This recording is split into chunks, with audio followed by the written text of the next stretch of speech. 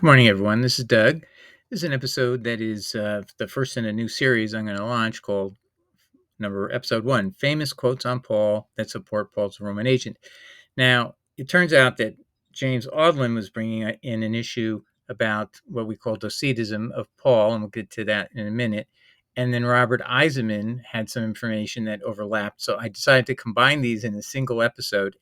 So that will be, it continues on to the next topic is, and proves or supports that Paul is the Antichrist per 2 John, where John says anybody who says Jesus did not come in human flesh, it just appeared that way, that's called Docetism. And Paul references that not just once, not just twice, 3 times. That's his position. Jesus didn't really have human flesh.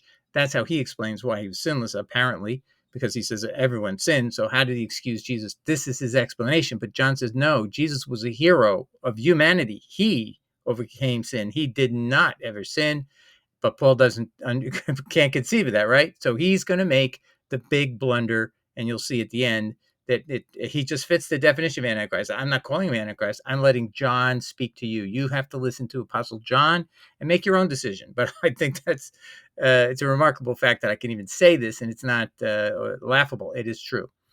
So now let me give you a little background on Mr. Audlin. James David Audlin is a scholar and author, originally from northern New York State, now living in Panama after previously living in France. He holds degrees from Eisenhower College and Andover Newton, a retired pastor and a university professor.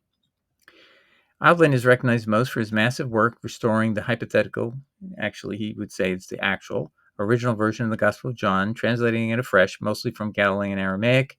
And just so you know, Papias himself acknowledges that he was being spoken to in Aramaic Hebrew or Hebrew, and he was translating it into Greek. So we know that John probably wrote it down first and then read it to Papias. That's how this was done. At least that's Papias's version of events.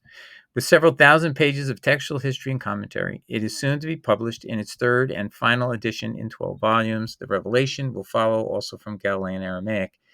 And that's another thing. It's very clear Revelation had to have been said and spoken Aramaic because whoever did the editing at the Greek basically had to incorporate the strange grammar of Aramaic and a lot of strange Aramaic terms. So like the Nicolaitans, nobody knew what that was. Now we know it is an Aramaic term saying, let us eat. So Jesus was mocking people who were saying, let us eat whatever we want.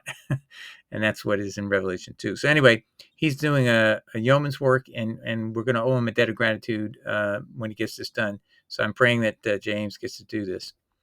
Anyway, he wrote an article, and if you subscribe at Academia.edu, he's one of the people who post academic articles, and you can just download this article there. And here's the link. I'm going to provide it also in the episode notes.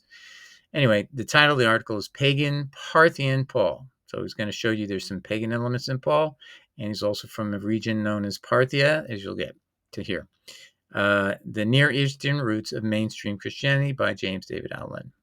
Now, I want to be clear so that you don't misunderstand. Mr. Audlin does not connect the dots as I've done, where he talks here about Paul being a Docetist person. We'll get to this later in this episode. And Paul says these words in Philippians 2:6-7, that Jesus came in the form of man. And, he voided his nature out. He took on the form of a slave, coming in human semblance and so on. You'll see. And again, in Romans 8:3, we'll go through it. And then if you just compare that to what John says, we'll see here, for many deceivers have gone out into the world, people who do not confess that Jesus Christ has come in the flesh. Paul multiple times says he didn't come in the flesh. I haven't read them all to you yet, but I want to make clear that Mr. Audlin didn't bring the connection out. I'm bringing that out. So he didn't say Paul is an Antichrist. I'm saying, based on the reference points that a neutral scholar here, a very I would say, a very excellent scholar, he is telling you what the words mean on the page by going into deep depth on those words that Paul uses that end up basically saying, he says Paul is a Docetist. Paul has evident Docetism, and that's the problem. And that was a heresy in the early church, and it came from that passage I just read you from John. So let's go back to the beginning here, and we're going to start from the start. So I was on a panel on History Valley with Mr. Audlin, and he and I were discussing there with Jacob and another scholar that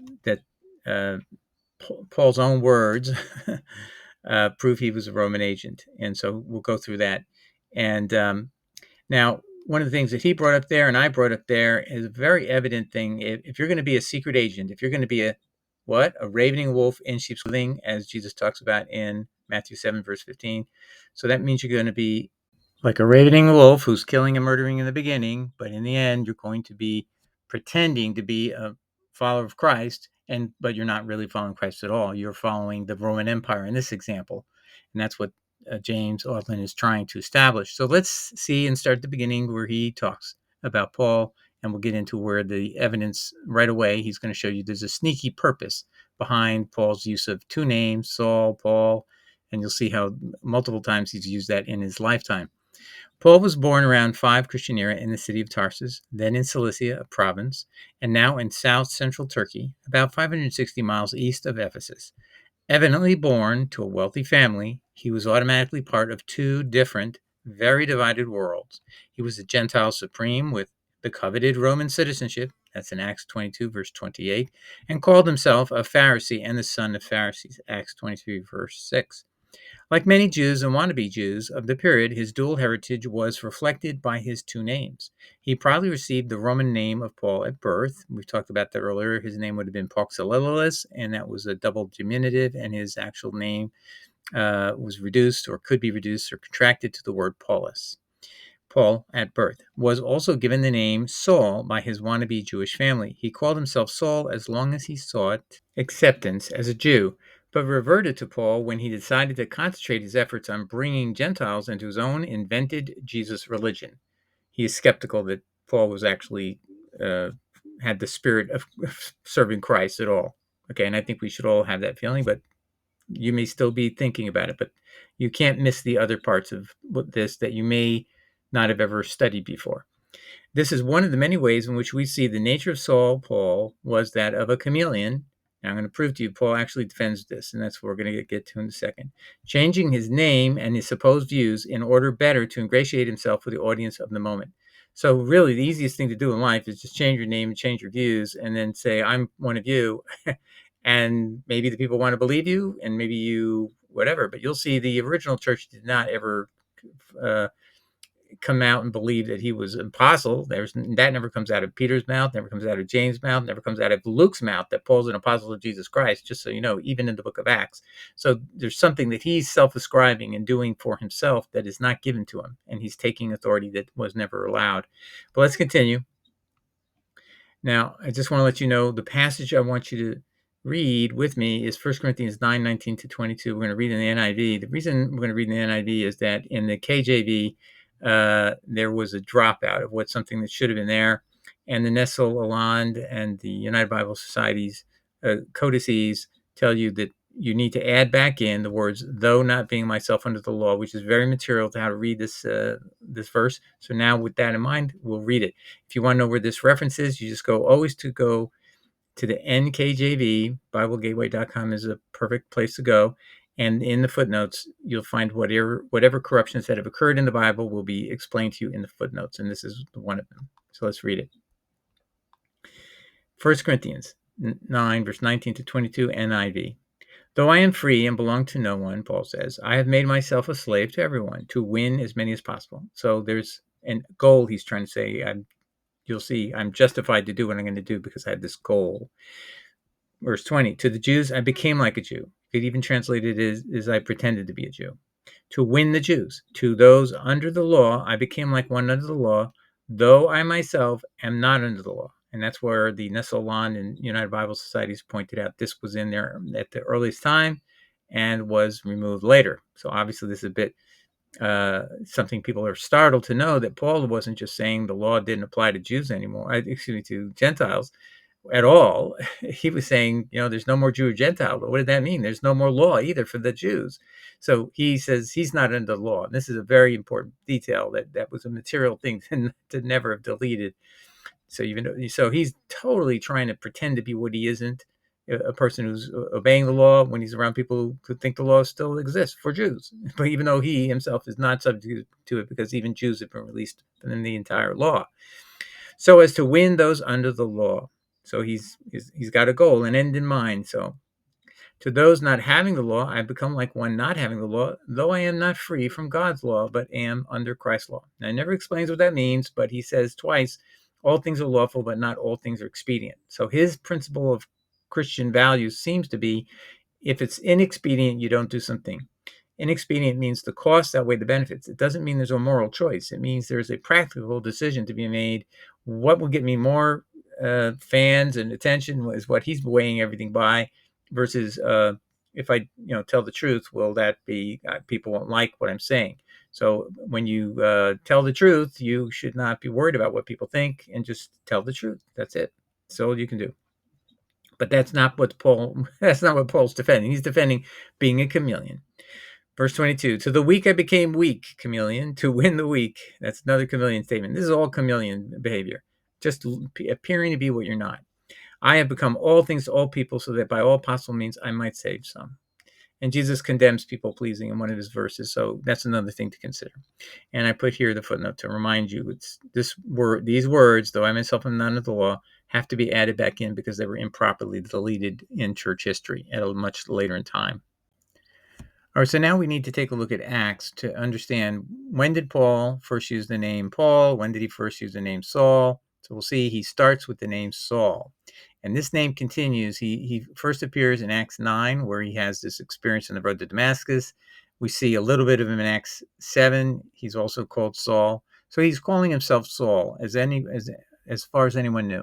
So when he gets taken into the church, you'll see he's going to use the same name again because he's around Jewish people and he wants to be approved or accepted that way. Had he used a Latin name, they would have treated him a much different way. And his Latin name is Paulus, and that is for Pax Littleus, a Latin word meaning least. Okay, so let's listen to how this begins in Acts 9. But Saul, still breathing threat and murder against the disciples of the Lord, went to the high priest. Now, the high priest doesn't have authority to give him the power to kill. Only Romans can kill, and Paul is connected to the Herodian family, as I'll show you in a little bit later. So he would have that power through his family, who are the rulers. Herod Antipas, the person who sent Jesus back to his death to Pilate, that guy had authority to kill Jesus. Pilate didn't want to do it, says, I don't see anything wrong with him, sends him to Herod Antipas, and the message couldn't be more clear. See these blood dripping from his head with the crown of thorns? Kill him. So Herod Antipas, had the power to kill. Paul had the same power because he's part of the same Herodian family, as we'll see. But the high priest doesn't have authority. But the high priest probably has authority to arrest people. And that's also what he's going to be referenced here. And requested from him letters to Damascus addressed to the synagogues, that if he found anyone who were of the way, men or women, he should bring them bound to Jerusalem. So apparently the high priest wanted to ferret out from the church what would be zealots, people who believe there's a Messiah coming, and maybe the Romans will be expelled. So that's not Herodian friendly. So they're going to get rid of him out of the synagogues. And so that's his task. And in many cases going to kill them, and has killed them. And he says and confesses he killed many people. And the last time he's called Saul is in Acts 13:1. And this is a very important passage too for other reasons. Now, there were in Antioch in the local church prophets and teachers, both Barnabas and Simeon, who was called Niger, Lucius the Cyrenian, Manaen, the Syntrophos. Now that can be foster brother, but more likely here it means something else, and I'll get into that in a second, of Herod the Tetrarch and Saul. So what was Manaen's relationship to Herod the Tetrarch and Saul? Well, let's see. This word Syntrophos means, now the word foster brother is sometimes translated here, but it's not even referenced here in Mountsy. But it normally means nurse with another, because it really means trophos is about food and syn means together. So it's people who ate together in a very close family relationship. And most often it really means being nursed with someone else. In those days, it was a very common thing. Families would share nursing amongst family members because, they didn't have refrigeration. They didn't have, if you had double two children with still nursing, you needed help from another woman. So that was a normal thing in those days. So being nursed with another, but that would show you the intimate family relationship between Manaen, Herod the Tetrarch, and Saul. Can mean Manaen brought up with Herod the Tetrarch and Saul, or educated with Herod the Tetrarch or Saul or whatever. Now, Herod the Tetrarch means Herod Antipas. He was only given the status of a tetrarch, and he had Galilee as his area of jurisdiction, and that's why Pilate turned over the decision whether Jesus should live or die to Herod Antipas, and he's the one who ordered the death of Jesus, and that's confirmed by the Gospel to the Hebrews by Matthew, which there was a discovery in the 1890s. It was misidentified as the Gospel of Peter, but it's actually belonged to the Gospel to the Hebrews. Scholars indicate, and that says it strongly indicates that Herod was the one who gave all the orders of death of Jesus. So it wasn't the Jews; it was these people, and it was to stop a zealot movement. Any kind of messianic movement would be considered zealot and a threat to Rome or the Herodian rule in this region. So let's continue. So back to what Audlin was saying is that Paul was creating a chameleon a tactic here that would approach the Jewish people who were in Christianity to not realize what he was doing, and changed his name to Shaul, and they would not be any more the wiser. Okay, so this is why even his name was tactical, and he could hide in a sheep's clothing by making his name sound more Jewish. When he was probably, you'll see, he was probably going by he Latinized the name in another life, another episode you'll see of he was Saulus, Saulus. So he actually Romanized his name to be Saulus, and that's how he was operating. But here now, what Luke is telling you is he's using Saul, which means he's using the word Shaul, and that means we've got somebody who's giving a false impression that he is really tied tightly to the Jewish people. You can see he's been serving the high priest, who's an appointee of Herod, to go after and kill Christians who, what is their fault? That they're being zealots for a Messiah to come and return? That's only a Herodian political threat. It's not a threat to any high priest or the Jewish people themselves. They're coming in droves, myriads, as James says in Acts 21:21. So this is why just even his own name and the uses of his name was manipulative of people and how they would think who he was. And he'll change his name to Paulus when he wants to approach Gentiles, as Audlin's going to say in a minute. And now I just want to let you see, I asked AI the question, when did this first happen? When did Paul change his name and so on? In Acts 13:9, the author Luke first refers to Saul as Paul, indicating a shift in how he is presented. So Acts 13:1, he tells you this is Saul, right? That was the last time he mentions him. Then in 13:9, 8 verses later, he says his name is Paul, also the name Paul. Prior to this, Saul is consistently called Saul, even after his conversion in Acts chapter 9. See, so he's continued to maintain this identity that he's closer to Judaism than he really is, and that would be Saul. But he also has this other nature or background, which he's really a Roman citizen, as we'll see, and he's connected to the Herodian family, or really not even from they're Roman lackeys from a land called Edom. So they're brought in to rule over the Jewish people because, well, basically they're thugs. Herod the Great killing the young children and things of that sort should tell you all you need to know about that family.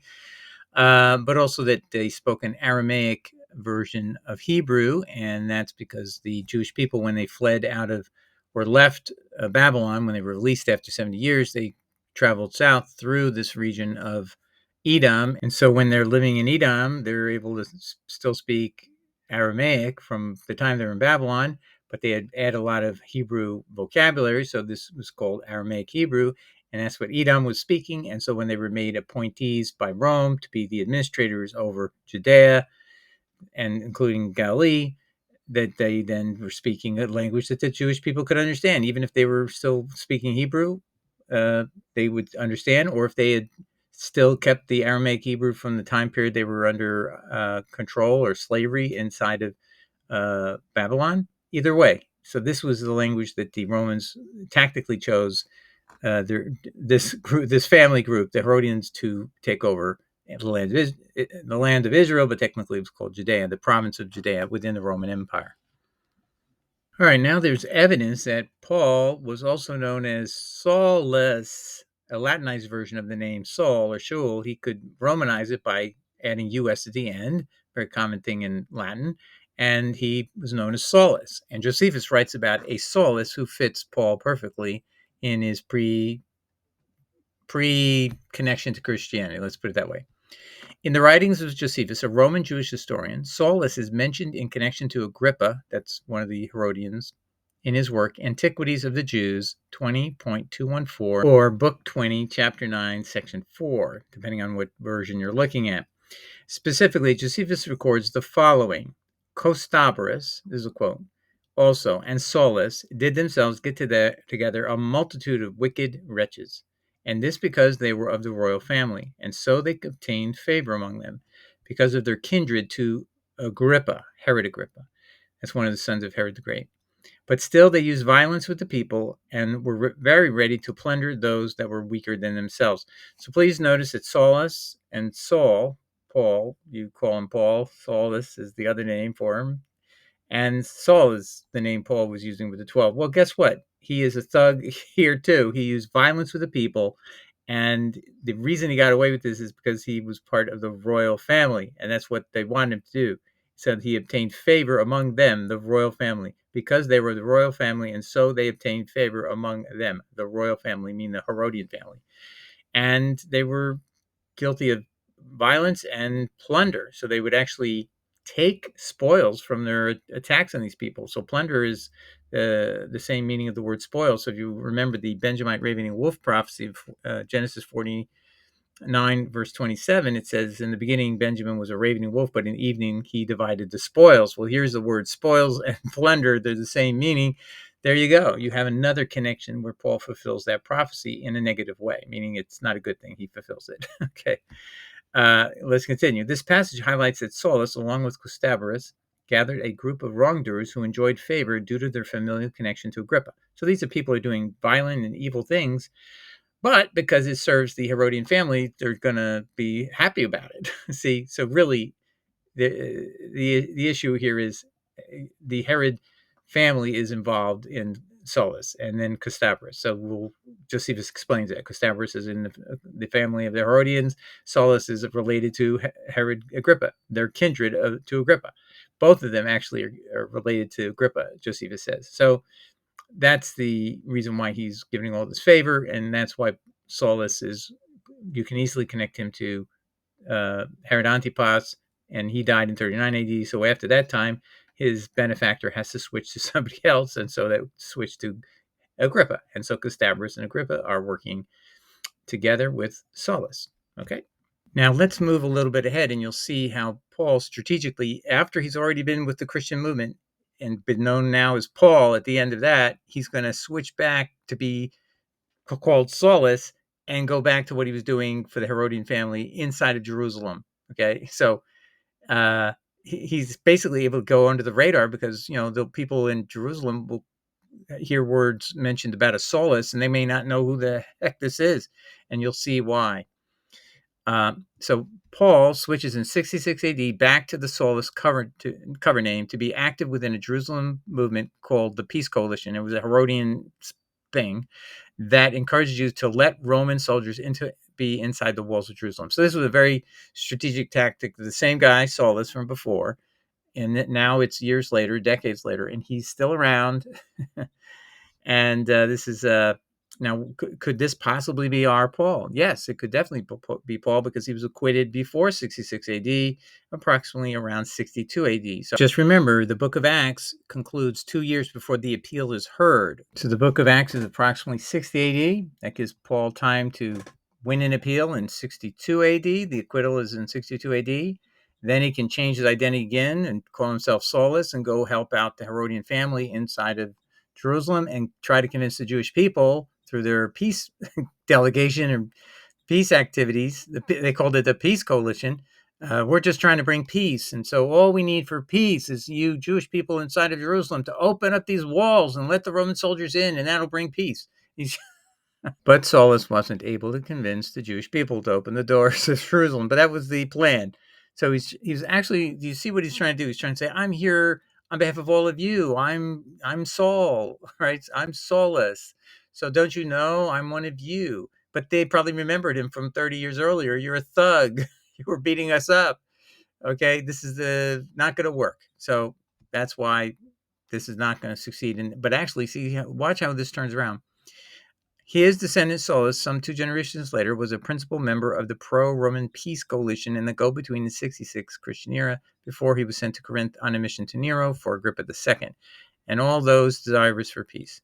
This is the alliance which actually invites the Romans camped outside the city to send their soldiers into Jerusalem to suppress the revolt. In turn, it was the failure of this attempt that encouraged the crowd in Jerusalem, so they're not allowed in. So despite Saulus's best efforts, the people of Jerusalem would not open the gates. So it failed, this peace coalition failure. Now, what does this cause to happen inside of the city of Jerusalem? They feel they've won a victory, right? So this caused their extremist leaders to think they could now defeat the might of Rome. So if they were able to fight off this demand by Saulus's efforts to persuade them, they just didn't go along with this con job. That's what it was. That it's just for peace. It's we're trying to come in and just suppress a revolt. Nothing to do with you people. No, they were planning on coming in and do a full-on siege, and they knew it, and they stopped them. They didn't fall for it. And so that's just to show you again, no matter what Saulus, Paul does, he's always trying to see if he can trick people, because that's a much easier way. Just use words and find a way in. That's what he was doing to the Christian movement, and that's what he was doing here in the Peace Coalition. Eisenman continues, not only is Paul's pro-Roman, and by extension pro-Herodian, political philosophy clear from the general tenor of his missionary activities in Acts, it is made explicit in the enunciation of this philosophy in material like that found in Romans 13, verses 1 and following. Now, before I read the next sentence, let's skip and look at what he's referring to. This is Romans 13, verse 1. And this has to be a decisive piece of evidence that Paul's a Roman agent, because he leaves no exception. He repeats several times, you must obey the Roman rulers no matter what. And that's all that this can be about, Roman rulers, just so you know. This is inside of Rome. He's writing the people at Rome. It's the epistle to the Romans, okay, Romans 13. And it says this, let every person, any exception, no, be subject to the governing authorities. That means Rome in this context. For there is no authority except from God, and those that exist have been instituted by God. So that if they just exist, that's proof they're from God. See how this works? Verse 2, therefore, whoever resists the authorities resists what God has appointed. So you're rebelling against God if you don't obey Nero. And those who resist will incur judgment, condemnation, hell. Wow, he's putting the ultimate injunction in favor of these Roman rulers. For rulers are not terror to good conduct, but to bad. Please, Paul, explain that to Jesus, how that could be true. Would you have no fear of the one who is in authority? Jesus, well, I don't want to say he was afraid, but he was sweating a lot. He was worried about it. There's no doubt about it. Then do what is good, and you will receive his approval. That didn't work out for Jesus, Paul. Verse 4, for he is God's servant for your good. So the Roman rulers are God's servant for your good. But if you do wrong, be afraid, for he does not bear the sword in vain, for he is the servant of God. How many times has he mentioned this is not just a regular person, or God has practical reason? No, these people are servants of God, an avenger who carries out God's wrath on the wrongdoers. Therefore, one must be in subjection, not only to avoid God's wrath, but also for the sake of conscience. Therefore, it's not just worrying about the practical effect of it if you get punished. This is something that's in your conscience. You must obey them from your conscience, not for fear of being punished, but just you just know they're from God. Next, verse 6, for because of this you also pay taxes, for the authorities are ministers of God, attending to this very thing. So now I want to read you the next sentence, where Eisenman is going to say, a more anti-zealot passage could not be mentioned. Okay, that's obvious, right? But now put it together with the Saulus we were talking about, the guy who was trying to do this peace coalition and get people to open the doors and let the Roman soldiers in to put to bed this unrest that was happening inside the city, as if it was just a little thing. No, they were coming in to destroy this whole movement and just kill all the zealots. So it says here, a more anti-zealot passage could not be imagined, setting forth what can only be thought of as a deliberate contradiction of the zealot political position on almost every point, including the tax question, obeying overseas rulers, and resistance and armed resistance. So this message of Paul is completely Roman, is totally Herodian, totally what the church under the authority of Herod would want to say. I mean, it'd be verbatim. It's as if Herod is actually dictating this letter. Oh, maybe he is. Maybe the Herodian party is writing this for him. It's so well written, many of these things. I wonder many times who really wrote these things. They're very well written. All right, so now we're going to turn back to Mr. James Audlin, away from Eisenman. That was very helpful, Mr. Eisenman. Now let's go take a look at Mr. Audlin's statements, continuing in his article, Pagan, Parthian, Paul. Paul, rather obviously, was one of the Herodians, a religious political movement that included some descendants of King Herod, a family of Edomites, a Semitic but non-Jewish people that was both tightly tied to Rome and yet also determined to be accepted as Jews. All right, moving on to another topic within the article. Supporting this thesis, the Roman agent thesis, is the fact that Paul was a Roman citizen, that he greets his kinsman Herodian, and actually it should be Herodian. See, this is the actual spelling in Greek. You can see over here. This is Mousely, gives you the Greek Herodian. So it's technically incorrect to say Herodian. So this is actually in Greek, when you have ion at the end of a proper name, it means son of. And that's not, this Herodian could arguably mean, the way it's spelled here, is that's the person's name, Herodian. But it's not. It's the son of Herod statement. So Paul is saying, salute my kinsman, son of Herod. All right, we'll pick up after Herodian. Romans 16, verse 11. And that Josephus appears to refer to him, that's Paul, as Saulus, quote, a kinsman of Herod Agrippa. Antiquities 29:4. Robert Eisenman further strengthens his case in an excellent article, Paul as Herodian, pointing out, for instance, that in Philippians 3, verse 5, he calls himself a descendant of the tribe of Benjamin, a Hebrew of Hebrews, but avoids saying he is a Jew. I add that, this is Audlin speaking, I add that the term Hebrew is derived from a Hebrew word meaning from the far side of the Euphrates, traditionally referring to when Abraham crossed that river. In the first century, this was the border between the Roman and Parthian empires. Thus Paul, who often made words dance to his tune of equivocation, by calling himself a Hebrew, descended from Hebrews, may well have been conceding truthfully that his family originated in Parthia, beyond the Euphrates, but was content to let his readers assume he meant to say his ancestors were Jews, or Judeans, when they were not. So Paul is a Benjamite, and so he's not technically a Jew. A Jew is a person who's from the tribe of Judah, technically. Okay, but what he's playing around with those technicalities, and by calling himself in Hebrew of Hebrews, he makes you think he's a Jew without saying it. But at the same time, Paul says he is a person of the tribe of Benjamin, which is a key proof that Genesis 49, verse 27 is about Paul. Paul is someone who devours.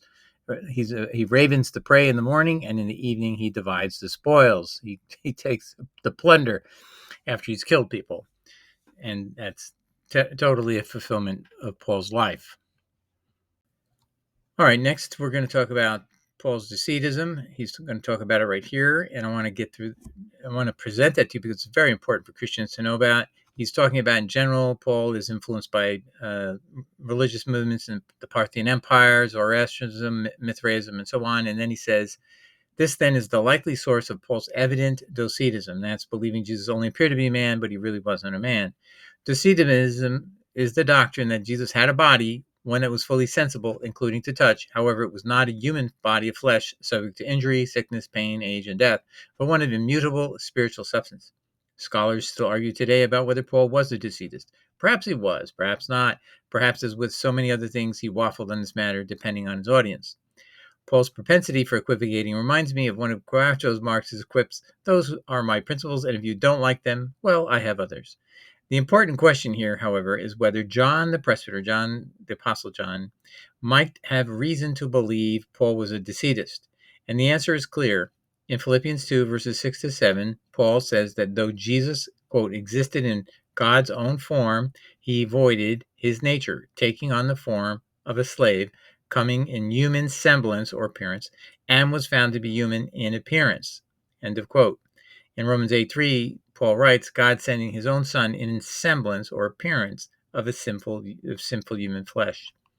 I want to show you the verses in Mouncy's, though. Mouncy says this, but Jesus emptied himself, taking on the form of a servant, being born in the likeness, homoioma, of a man, of anthropos, and being found in appearance as a man, as a human being. Okay? Romans 8:3, for what the law could not do, weak as it was through the flesh, God, by sending his own son in the likeness of sinful flesh, and as a sin offering, condemned sin in the flesh. So basically, Paul is taking away any of the achievements of Jesus having anything to do with his own virtue at all. It was just simply he was miraculously born. He emptied himself of equality with God, but he still was God, came down. He appeared to be human, but he really wasn't human. And that's how he conquered sin for us, instead of his moral courage and virtue through his whole life. So people who say that taking Jesus' deity away makes him just a mere man, I would say actually he's a triumphant man who obeyed God completely and was sinless. But that people don't realize that they've denigrated Jesus down to he had no choice but to be holy because he's God. All right. Anyway, let's continue. But here's the message of John. Who is the Antichrist? For many deceivers have gone out and into the world, people who do not confess that Jesus Christ has come in the flesh. Any such person is the deceiver and the Antichrist. So there can be many Antichrists, because anyone who claims, like Paul does, that Jesus just appeared to be a man, wasn't really a human being, that's the Antichrist. Because now you've taken all the virtue away from Jesus. You've robbed him what makes him special and unique to God and loved and beloved. But this is my son in whom I'm well pleased. He was pleased because he was actually achieving things that God wanted him to do. It wasn't that blessed is my son because he's just had no choice but to do everything because he's me. I'm just him and he's me. I mean, this is the nonsense you get when you develop a wrong doctrine, and then you become Antichrist yourself. And this is a lost condition, I would say. So if you have come to this conclusion, you need to get out of it. You need to say, no, Jesus was a human being. In fact, the irony of this is most people don't know this, that when Jesus says 81 times he's the son of man, do you know what he's saying? I'm a son of a human being. Because in the original Hebrew, that's what it meant. Son of Adam is how it would say it in Daniel 7, verse 25. The son, one like a son of man means one who's like a son of Adam. So you are basically saying that you're going to ignore all those passages and you're going to agree with Paul because he said it. Well, you're going to live with the consequences of that decision forever. So I hope you won't do that if that's your situation you're in. Next, Audlin actually gives us some facts that really are startling. Is that you would think that if Paul had any chance of knowing what he's saying is wrong, he would have taken that step because he wouldn't want to be an Antichrist. How long was that letter of Second John written before Paul said all those horrible things in the late 50s and early 60s? How long earlier than that did John write Second John? Let's read what Mr. Audlin says. These Pauline letters were not yet written when John was composing this letter to Mary. 1 Corinthians was sent from Ephesus, just as was a letter at hand, 2 John, but around 55. Still, there can be no doubt that Paul was already formulating and preaching this kind of theology in 43 when John wrote this letter. Now, he's trying to say that he thinks that Paul had early on come along this theology and was now had this Antichrist message. He doesn't say the word Antichrist. I'm connecting the dots, so let's be careful. But he's saying that 2 John was written around 55, and the message to Philippians and the message to the Romans are well after 55. So Paul should have known if he was paying attention to the leadership. He said they imparted nothing to me, and included in that John. There was John in Galatians 2. He's talking about Peter, James, the brother of Jesus, the bishop of the church, and John, meaning Apostle John. They're all there. And this is in Galatians, and he says they imparted nothing to me, primarily these three, apparently, or maybe all 12. But whatever it is, he should have known, and he would have listened to 2 John, and he would not have committed this grave error of the message of Antichrist. And anyone who says what he says, that Jesus wasn't really a human being, he was God from birth, and he had no chance of sinning, he was never really going to fail, no, then that you're deprecating what makes him special to God. He pleased me. This is my son in whom I'm well pleased, because he was able to overcome and not be tempted to do sin. That's amazing, right? That's not a common feat. All right. Let's go on. Now, I just want to read you in Galatians about 2:6, where Paul says these those three I mentioned to you, John, James, and Peter, and from those who seem to be influential, what they were makes no difference to me. God shows no partiality. Those, I say, who seemed influential added nothing to me. So he said, I didn't get anything from them. So I'm going my way. Let them go their way, because they split. This is now the point of schism, where now the church is supposed to be in two parts. Paul's claiming he gets Gentiles, and the apostles get everything else. Okay, but the answer to that is false. Ambrose tells you there's a missing document somewhere that he was reading that said that 12 did keep silence at this point, but their decision there was to not deal with him anymore. They determined he was to be rejected as a false apostle because he did not preach correctly on circumcision and Sabbath. All right, now in closing, I just want to say that we all need to give appreciation to James Audlin and Robert Eisenman for having the wisdom to show us these passages about Paul and Saulus, and James Audlin showing us the passages where Paul is definitely speaking in Docetic terms, that Jesus didn't really have a human nature. He was just a divine being from the beginning and could not fail, right? And that deprived Jesus of his achievement. He didn't achieve anything, and he wouldn't have anything in common with us to show that he was able to overcome sin. And so we have no example anymore. And so this is a real crime against Christ to make him God from birth. And that's the problem with that whole virgin birth thing. And we've talked to you about that many times here on this channel.